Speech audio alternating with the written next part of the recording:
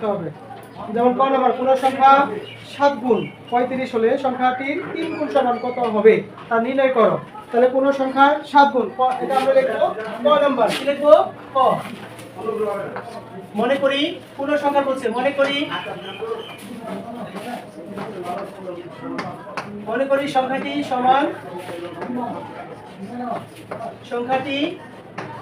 সমান কি x এর 7 গুণ, এর কি 7 গুণ, এর 7 গুণ মানে হলো x গুণন কি 7, x গুণন কি সমান হলো কি 7x, কি 7x।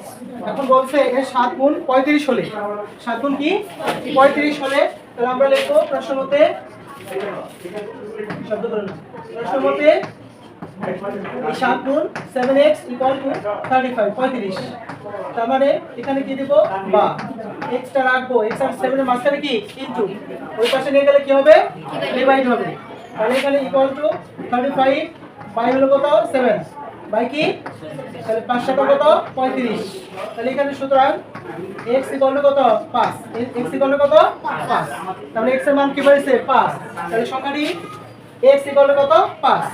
তাহলে এবার সংখ্যাটি 3 গুণ বের করতে বলছে। কয় গুণ বের করতে বলছে? সংখ্যাটির 3 গুণ সমান কত হবে? তাহলে আমরা লিখব সংখ্যাটির 3 গুণ, সংখ্যাটির 3 গুণ 3 গুণ সমান হলো, সংখ্যাটি হলো x গুণন কত 3, x গুণন কি 3। এবার x এর মান কত বের করেছি 5।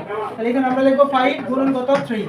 তাহলে কত হলো 3 5 15, 3 5 কত, এটা হলো সুতরাং সংখ্যাটির 3 গুণ, সংখ্যাটির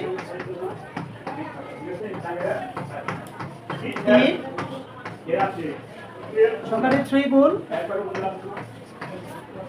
সমান কত 15, 15। 3 গুণ হলো কি 15। বুঝতে পেরেছি আমরা? এটা হলো কি ক নম্বর প্রশ্ন উত্তর। ক নম্বর প্রশ্ন উত্তর ক। এর হচ্ছে সবার। এরপর আমরা খ নম্বরটা দেব, দৃশ্যকল্প 1 অনুসারে বৃহত্তম সংখ্যাটি স্বাভাবিক সংখ্যা নির্ণয় করো। বৃহত্তম স্বাভাবিক সংখ্যাটি নির্ণয় করো। এখানে বলছে কি বৃহৎ অনুসারে দৃশ্যকল্প করে খ নম্বর যেটা করব,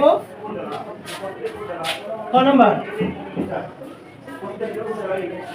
দৃশ্যকল্প 1 অনুসারে, কি 1 অনুসারে দৃশ্যকল্প 1 কি 3টি ক্রমিক স্বাভাবিক সংখ্যার যোগফল হলো 33।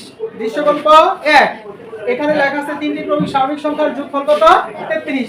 এখানে বলছে 1 অনুসারে বৃহত্তম সংখ্যা স্বাভাবিক সংখ্যাটি নির্ণয় করো, বৃহত্তম স্বাভাবিক সংখ্যাটি নির্ণয় করো। তাহলে দৃশ্যকল্প 1 এর উপর ডিপেন্ড করতে হবে। এখন দৃশ্যকল্প 1 এ লেখা আছে 3টি স্বাভাবিক সংখ্যার যোগফল কত 33। তাহলে আমরা লিখব মনে করি প্রথম স্বাভাবিক সংখ্যা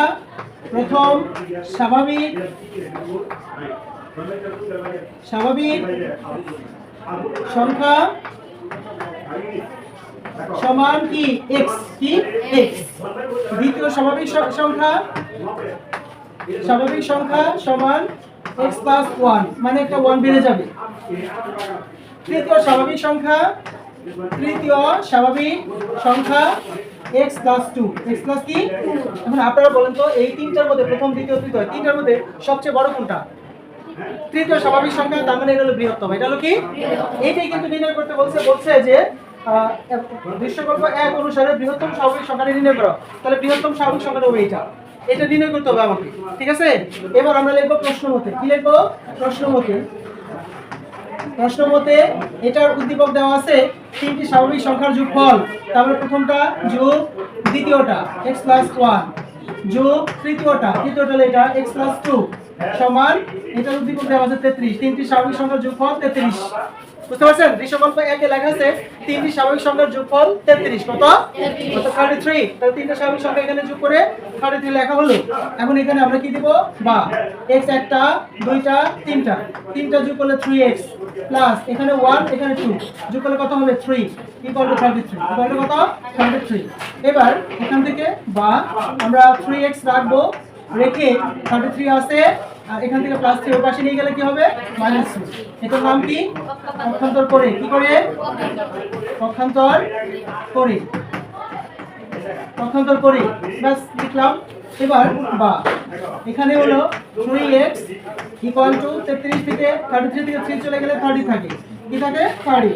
এবার বা x টা থাকবে, x আর 3 মাঝখানে কি ইনটু, ওই পাশে নিয়ে গেলে কি হবে ডিভাইডেড, তারপরে 30 বাই হলো কত 3, তারপর 3 দিয়ে 30 কে ভাগ করলে 3 10 30, অর্থাৎ x ইকুয়াল টু কত কত 10, x ইকুয়াল টু কত বের হলো 10। এখন x টা জানি কি প্রথম স্বাভাবিক সংখ্যা x, প্রথম স্বাভাবিক সংখ্যা x ইকুয়াল টু কত 10, তাহলে আমরা এখানে লিখব প্রথম স্বাভাবিক সংখ্যা, প্রথম স্বাভাবিক সংখ্যা,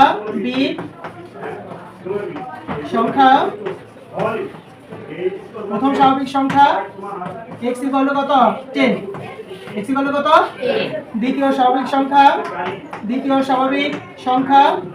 x প্লাস 1, এই যে x প্লাস 1 ইকুয়াল টু এখানে x এর মান কত 10 প্লাস কত 1 সমান হলো কত 11, কত হলো 11, বুঝতে পেরেছি। এরপর হলো তৃতীয় স্বাভাবিক সংখ্যা, তৃতীয় স্বাভাবিক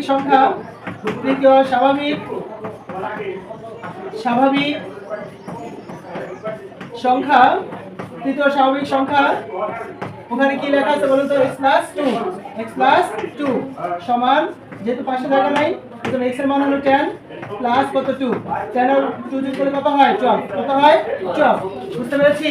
এখন দেখেন 12 11 এবং 10 এই তিনটা সংখ্যা যোগ করলে 33 হয়, কত হয় আপনার 11 আর 12 যোগ করলে কত হয় 11 আর 12 11 আর 12 23, আর 10 যোগ করলে কত হয় 33 মিলছে, তাই না। এখন এখানে লিখছে মানে বৃহত্তম স্বাভাবিক সংখ্যা, তাহলে বৃহত্তম স্বাভাবিক সংখ্যা কোনটা 10 না 11 নাকি হলো 12, কোনটা 12, তাহলে আমরা লিখব সুতরাং নির্ণেয় বৃহত্তম স্বাভাবিক সংখ্যা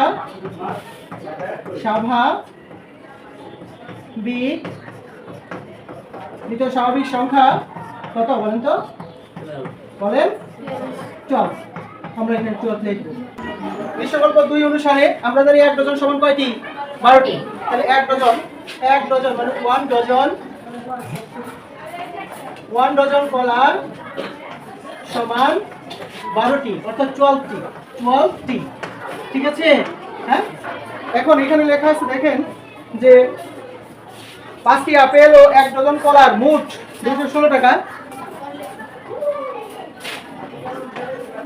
216 টাকায় কি ক্রয় করে, যেখানে একটি আপেলের দাম ও 3টি কলার দামের সমান, একটি আপেলের দাম 3টা কলার দামের সমান, তাহলে একটা আপেলের দাম 3টা কলার দামের সমান। আপেলের কিন্তু একটা ধারণা দেওয়া আছে কিন্তু কলার কিন্তু কোনো ধারণা দেওয়া, তাহলে আমরা লিখি মনে করি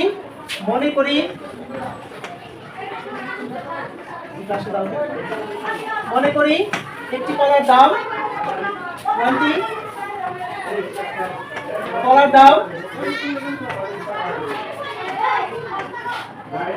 x টাকা সমান কি x টাকা,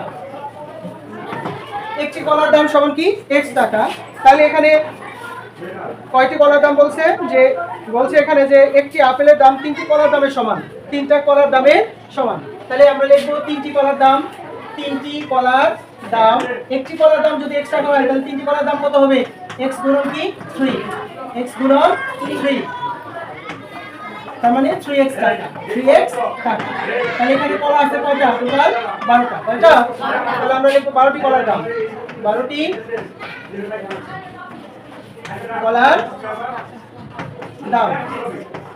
কলার দাম কত হবে x গুণন কত 12, অর্থাৎ 12, তাহলে এখানে কি হবে 12x, 12টি কলার দাম হলো 12x টাকা, ক্লিয়ার হয়েছে, বুঝতে পেরেছি। এখন এখানে দেখেন লেখা আছে যে এবার হলো একটি আপেলের দাম 3টি কলার দামের সমান, যেহেতু একটি আপেলের দাম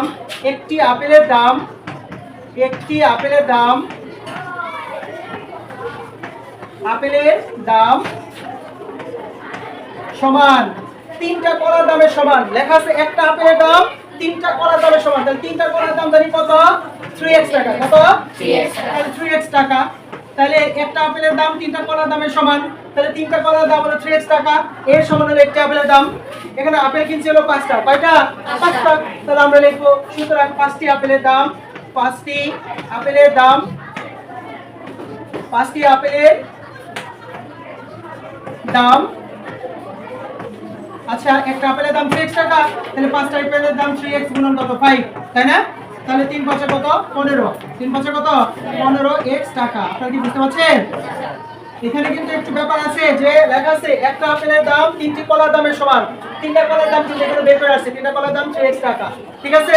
তাহলে 5টি আপেলের দাম 15 টাকা, ক্লিয়ার হয়েছে? এবার আপেল 12টি কলা ও 5টি আপেলের মোট দাম, প্রায় 5টি আপেলের মোট দাম এখানে বলছে যে 5টি আপেল ও 1 ডজন কলা, 1 ডজন কলা মানে কি 12টা কলা, তাই না? তাহলে 12টা কলা এবং 5টি আপেলের মোট দাম হলো 216 টাকা। কত? 216 টাকা। তাহলে আমরা এখানে লিখব প্রশ্ন মতে, প্রশ্ন মতে 5টি আপেলের দাম 15x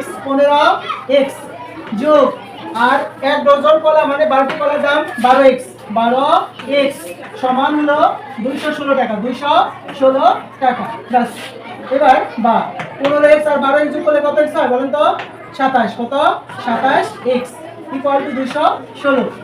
এবার বা এখানে x টা রাখবো, x আর 27 এর মাঝখানে ইনটু, এর পাশে কি হবে ডিভাইডেড, 216 বাই হলো কত 27, বাই কতবার গেল 8 বার, তাহলে সুতরাং x ইকুয়াল টু কত 8। আচ্ছা x জানো কি বলেন তো? x কি? একটি কলার দাম। x কি? একটি কলার দাম।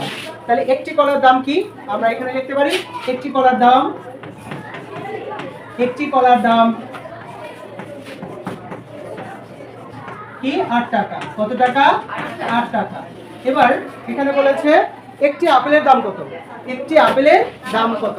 আচ্ছা একটি আপেলের দাম, এখন আপনারা দেখেন এখানে যে একটি আপেলের দাম 3x লেখা আছে, তাহলে একটি আপেলের দাম, একটি আপেলের দাম,